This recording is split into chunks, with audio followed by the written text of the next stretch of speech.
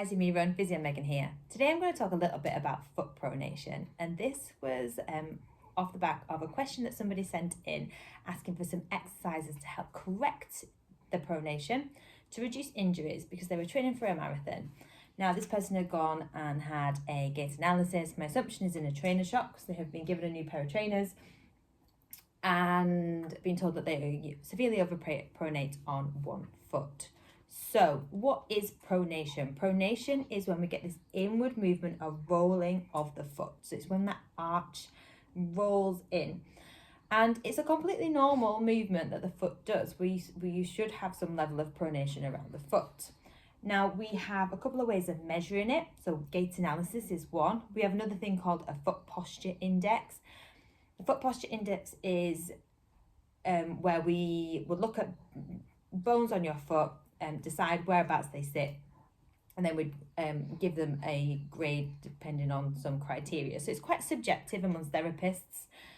Gait analysis, great way to have a look at the way the foot is moving dynamically. However, it's still limited in that it assesses what we call kinematics, so the way the foot is moving, but doesn't necessarily assess the amount of load going through the foot, so the kinetics of the foot. It doesn't necessarily assess the range of the pronation. So where is the foot at the start and where is it at the end? Is that a big range? Is it a little range? And how fast is that occurring? And does that change depending on the surface that you're running on? Does it change depending on the speed that you're going? Lots of things to consider when we're thinking about pronation. And the reason is because pronation isn't, in the research, it isn't directly linked with injury. And that's often because the research shows that people's feet and the way that they move, especially dynamically when they run, is really, really variable. Now, there are some associations with injuries and pronation. So these associations include medial tibial stress syndrome, so things like the shin splints or the stress fractures of the tibia.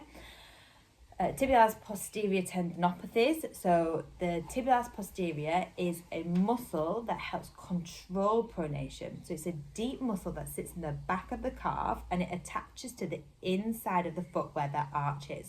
So if you imagine that the arch is constantly dropping through pronation as it rolls inwards, it's going to put more stress around that tendon. It can also affect things like your plantar fascia. So you might get plantar fasciitis or Achilles tendon problems. But there will be other factors within you and your training, as well as the pronation, that puts you more at risk of some of these injuries. And it's not the pronation alone. And I think that's really important to say. Now, the muscles that help control pronation include that tibialis posterior, so that deep muscle in the back of the calf, and it attaches to the inside of that foot, the arch of the foot. The tibialis anterior, which is the muscle that sits, if you bring your toes up towards you, you can often see your tibialis anterior, and that attaches down to your big toe.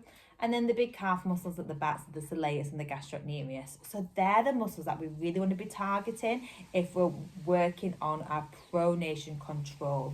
Because often I would say that it's the control of this pronation,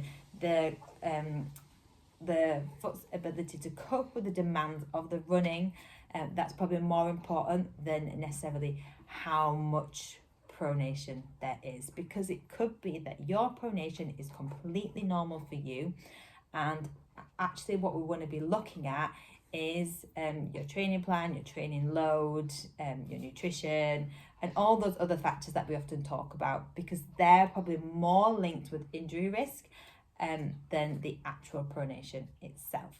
So what I will do is I will follow up this video with some exercises that we can do to help work those muscles that help with pronation control.